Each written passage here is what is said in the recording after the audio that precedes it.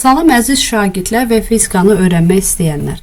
Bugünkü dərsimizdə biz sizinlə 8-ci sinif fizika dərsliyindən olan molekulların istilik hərəkəti, temperatur mövzusu ilə tanış olacaq. Gəlin başlayaq.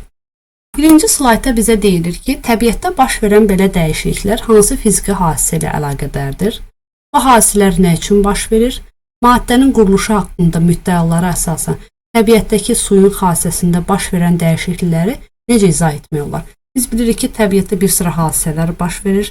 Suyun buxarlanması, suyun donması, suyun əriməsi. Bu hadisələr bilirik ki, adətən temperaturun dəyişməsi ilə baş verir. Çünki temperatur artan zaman su buxarlanır, bəzən su əriyir, əgər buz formasındadırsa.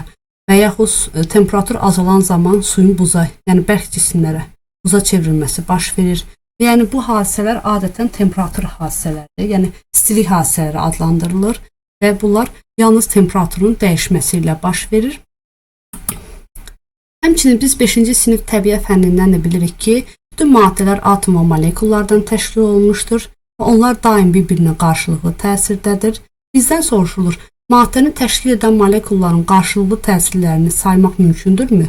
Əslində bunlar o qədər sürətli baş verir və o qədər xaotik və nizamsız formada baş verir ki, biz bunları saymaq mümkünsüzdür. Biz bunu yalnız adi gözlə deyil, yalnız mikroskop altında, yəni xüsusi cihazlar vasitəsilə görə bilirik.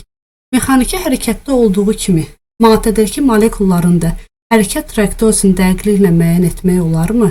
Əslində dəqiqliklə müəyyən etmək üçün bizə yenə dediyimiz kimi xüsusi cihaz lazımdır. Sadəcə bu cihazla bu hərəkət adi mexaniki hərəkətdən fərqli olaraq daha sürətli, daha xaotik baş verir. Bəzən bunu yəni adi gözlə təyin etmək mümkün deyil. Amma biz bunu geniş formada sizinlə bugünkü dərsimizdə öyrənəcəyik. Ümumiyyətlə biz əvvəlki dərslərimizdən də bilirik ki, istilik hadisələri dedikdə cisimlərdə qızdırılma və soyuma zamanı baş verən hadisələrdir. Məsələn, günəşin yeri qızdırması, suyun buxara və ya buza çevrilməsinə aid etmək olar. Müxtəlif temperaturlarda difuziya prosesini də siz təbiət dərsindən də keçmisiniz. Difuziyaya götürərkən 2 stəkan götürülüb, birinə qida boyası, hər ikisinə qida boyası daxil edilib və isti və soyuq sular götürülür və hər ikisinə eyni miqdarda qida boyası tökülür və müəyyən edirlər ki, isti suda bu proses daha yaxşı baş verir. Difuziya ümumiyyətlə qarışma prosesidir, yəni maddə molekulların bir-birinə qarışma prosesidir. Baxmayaraq ki, hər ikisinə eyni miqdarda qida boyası tökülür. Müşahidə edirlər ki, isti suda daha bu sürətdə baş verir, daha tez baş verir və qida boyasının rəngi tam şəkildə isti suda daha aydın görünür. Lakin soyuq suda bu proses gec baş verdiyindən, bəzən də bu həll olunma getmədiyindən, tam şəkildə getmədiyindən töküntü olur dibində. Və belə deyə bilərik ki, difuziya isti suda daha sürətlidir, amma soyuq suda daha zəifdir. Və biz deyə bilərik ki, difuziyanın sürəti temperaturdan asılıdır. Difuziya dedikdə ümumiyyətlə bir maddə molekullarının bir-birinə qarışması və bir-birinin arasına keçməsi hadisəsidir. Difuziya sözünün mənası yayılma deməkdir. Yayılma hesabına molekullar bir-birinə qarışır. Difuziyanın sürəti asılıdır birinci növbədə aqreqat halına. Qaz, maye, bərk deyə bilərik. Birinci qazlar, ikinci mayelər, üçüncü bərk cisimlər yer tutur. İkinci halda deyə bilərik temperaturdan asılıdır.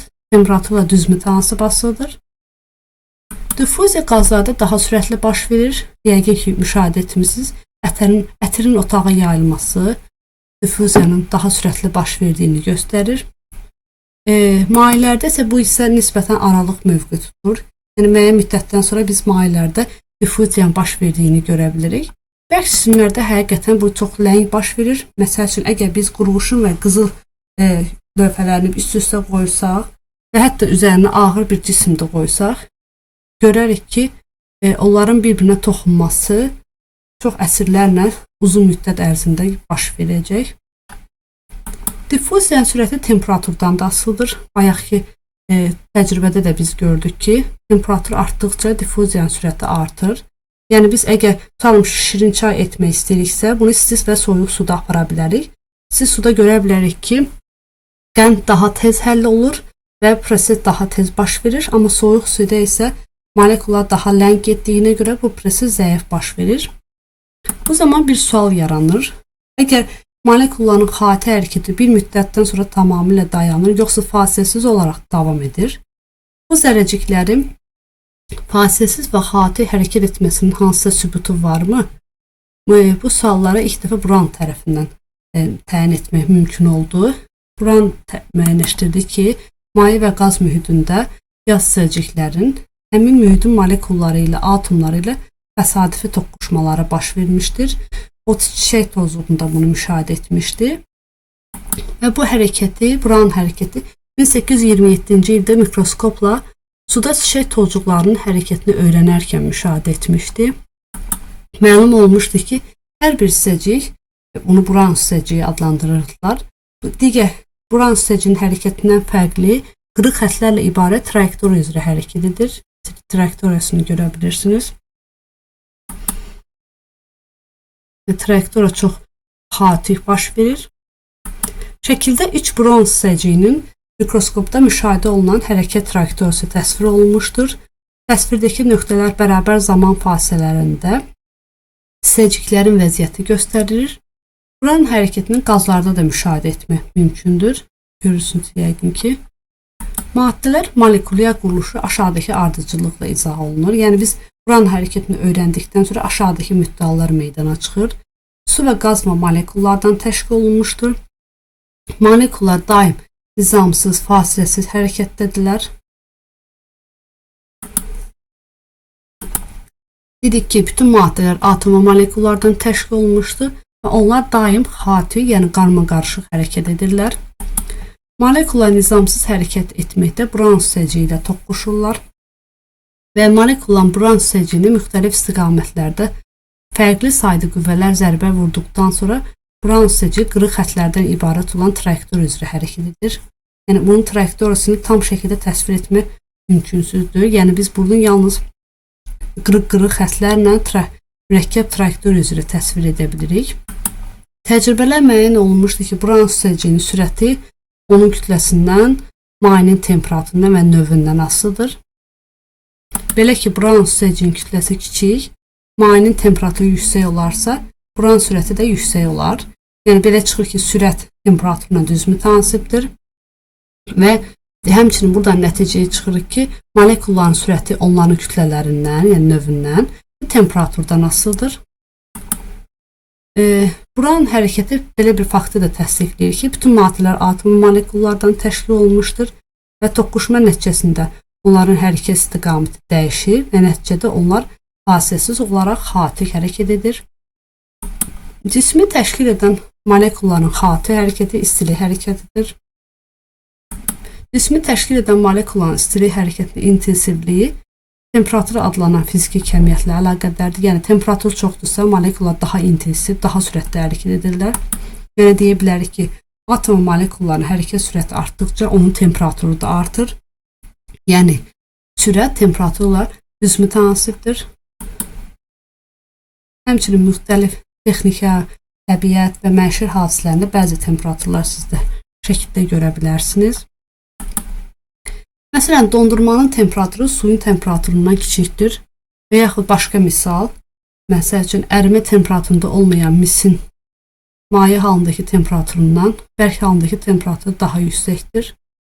Yəni ümumilikdə deyə bilərik ki, maye halındakı temperatur həmişə bərk halındakı temperaturdan yüksək olur. Molekuların sürəti təkcə temperaturdan asılıdır. Müəyyən olunmuşdur ki, hərəkət sürəti təkcə temperaturdan deyil, həmçinin onların kütlə ədədlərindən də asılıdır. Görə bilərsiniz şəkildə hər bir maddənin kütlə ədədləri göstərilmişdir və sürətləri müəyyənləşdirilmişdir. Görürük ki, kütlə ədədi artdıqca sürətləri zəifləyir və belə nəticəyə gələ bilərik ki, molekuların hərəkət sürəti təkcə temperaturdan deyil, həm də kütlədən asılıdır və kütlə ilə tərs mütənasibdir. Maddəni təşkil edən molekulların hər birinin kinetik enerjisini dəqiqliklə ölçmək mümkündürmü? Xeyr, hər birinin kinetik enerjisini birbaşa ölçə bilmərik. Bunun səbəbi molekulların müxtəlif sürətlə xaotik hərəkət etməsidir və heç bir cihaz bu sürətlərin hamısını izləyə bilmir. Molekulların hərəkətini təsvir etmək üçün fərqli bir yanaşmadan istifadə olunur.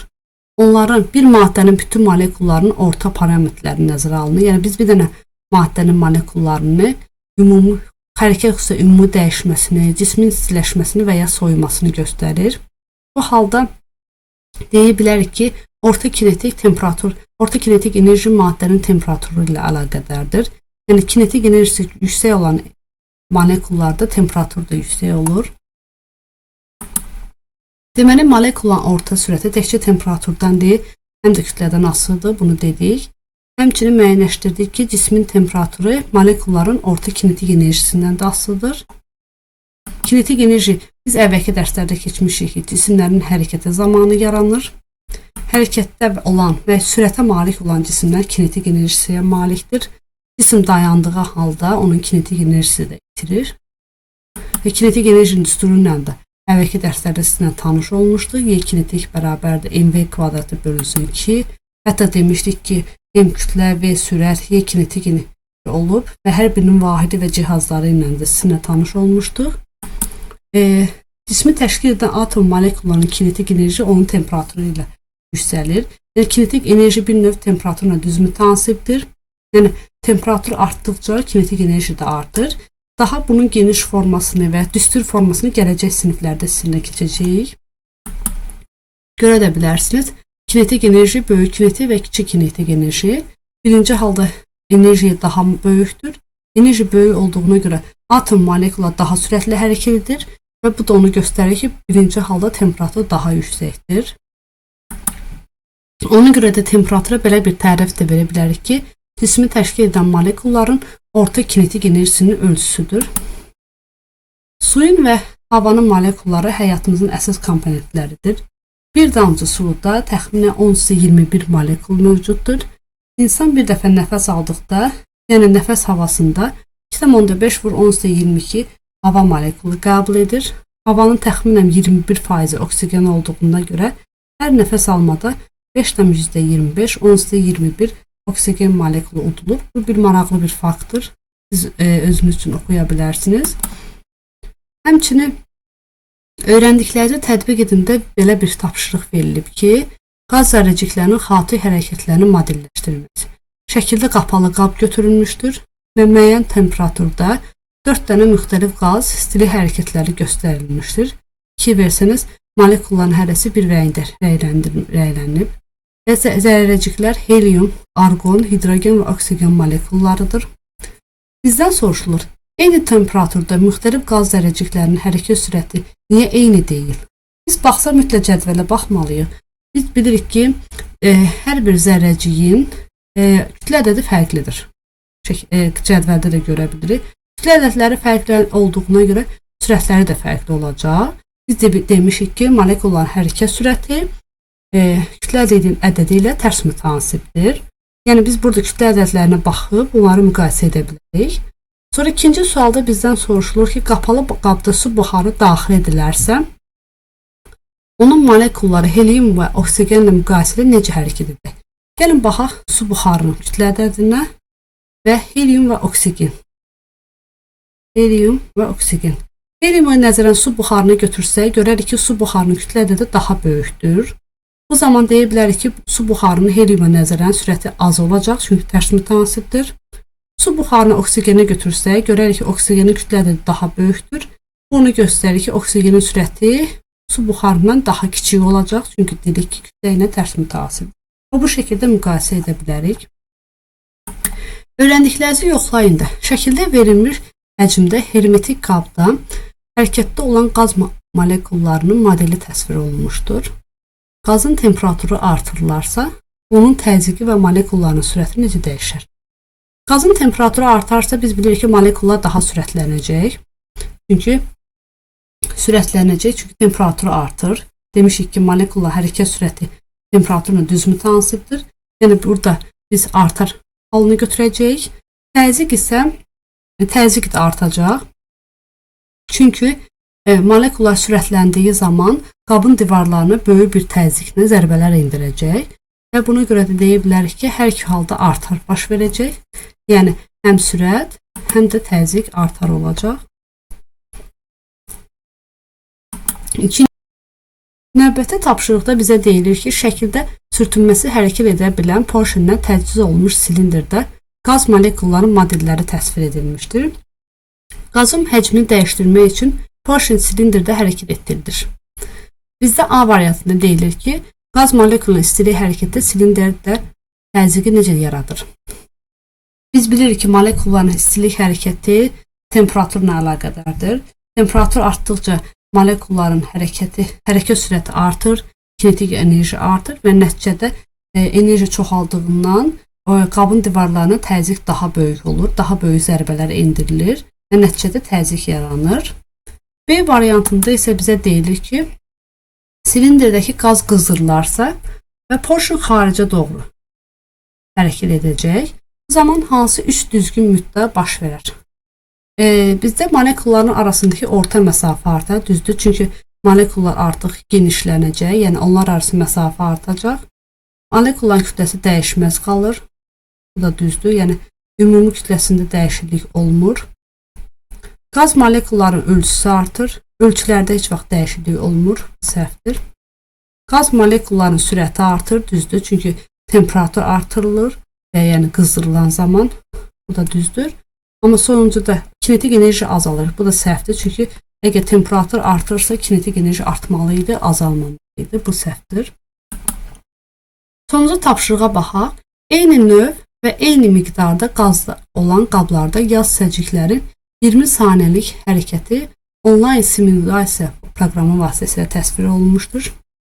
Bizdən soruşulur, yaz səcinin bu cür hərəkətin səbəbi nədir? O necə adlanır? Nədir bu cür hərəkət demişik, Brown hərəkətidir. Bu səcik digər atom molekulları ilə toqquşur. Toqquşan zaman onun hərəkət istiqaməti dəyişir və bu xətlər qırıq xətlərindən xatik formada göstərilir. Bu cür hərəkət etməsinin səbəbi odur ki, daim toqquşan zaman istiqamətinin dəyişməsidir. B variantında soruşulur ki, hər iki trayektoriyyanın çəkilməsinə eyni zaman sərf olunub. Trayektoriyanın uzunluğu forması niyə fərqlidir? Ona görə fərqli ola bilər ki, temperatur fərqlidir. Yəni temperatur çox olduqca biz bilirik ki, onda molekul daha sürətli hərəkət edir və daha sürətli hərəkət etdiyi zaman daha çox trayektoriya cızır. Ona görə də ikinci şəkildə deyə bilərik ki, temperatur daha yüksəkdir.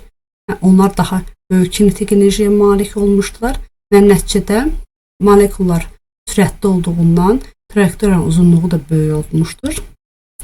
C variantında deyilir ki, qaba bu səcik əvəzinə kütləsi 2 dəfə kiçik olan başqa bir səcik daxil edirlər. Onun hərəkəti necə dəyişir? Əgər kütləsi 2 dəfə kiçik olsa, qaba bu səcik əvəzinə, tutalım ki, kütləsi 2 dəfə kiçik olsa, onun hərəkəti necə dəyişilər? Əgər biz bilirik ki, molekulların hərəkət sürəti kütlə dediyinə tərs mütənasibdir. Ona görə də kütləsi kiçik olduqca sürəti 2 dəfə artar. Molekulun hərəkət sürəti daha çox artar. 2 dəfə artdığından molekulların hərəkət sürəti artdığından deyə bilərik ki, bu daha trayektoriyanın uzunluğu da daha böyük olacaq və molekulun hərəkət sürəti də daha böyük olacaq və nəticədə trayektoriyada uzunluğu daha böyük formada olacaq. Deməli, biz bu dərsimizdə sizinlə molekulların istilik hərəkəti və temperatur mövzusunda tanış olduq və öyrəndik ki, molekulların istilik hərəkəti hansı kəmiyyətlərdən asılıdır. Həmçinin bu dərsimizdə biz sizinlə diffuziya hadisəsi ilə tanış olduq, Brown hərəkəti ilə tanış olduq və real həyatda onlara aid bir sıra nümunələrə baxdıq. Həmçinin mövzuya aid bəzi tapşırıqlar işlədik. Dərsimiz bu qədər. Gələn dərslərə qədər sağ olun.